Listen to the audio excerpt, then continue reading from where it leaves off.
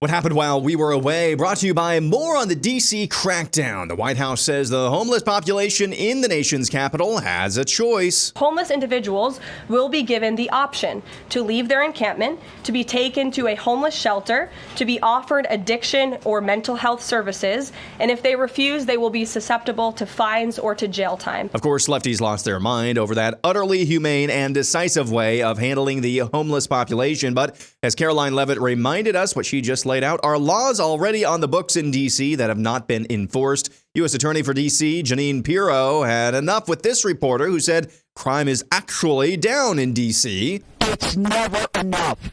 This changed. It's never enough. You tell these families crime has dropped. You tell the mother of the intern who was shot going out from McDonald's near the Washington Convention Center, oh, crime is down. You tell the kid who was just beat the hell and back with a severe concussion and a broken nose, crime is down. No, that falls on deaf ears, and my ears are deaf to that. And that's why I fight the fight. And now a hodgepodge of news of note from around the country. The Texas Democrats who fled the state to avoid redistricting votes have decided to return. It's according to multiple sources that spoke to KTRK TV in Texas. Republicans had threatened to cut off their paychecks and even vacate their seats if they didn't return to allow a quorum and proceed with official business. Democrats have been trying to shut down the approval of a redistricting map that would likely vaporize 5 Democrat congressional seats. Los Angeles, California Mayor Karen Bass says the city has formalized an organized force to protect illegals from ICE deportation raids. Can local officials establish any sort of limiting factor? What do you think is the most valuable pushback against things like this for people who object to it?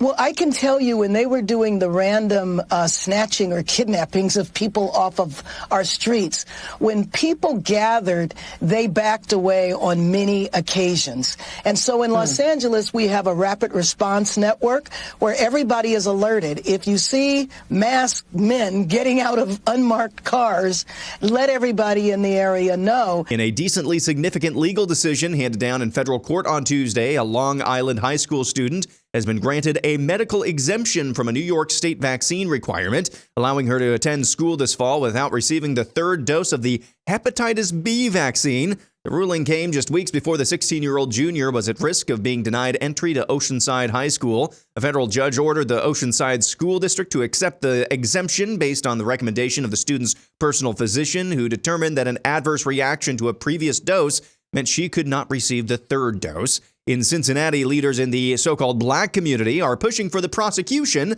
of the white individuals who were brutalized in that Friday night attack a couple of weeks ago. 6 individuals were charged with aggravated assault, which is a felony. The white guy incited or urged 6 other people to commit a felony. The method by which this situation has been handled raises serious questions as to whether there's bias involved in the investigation.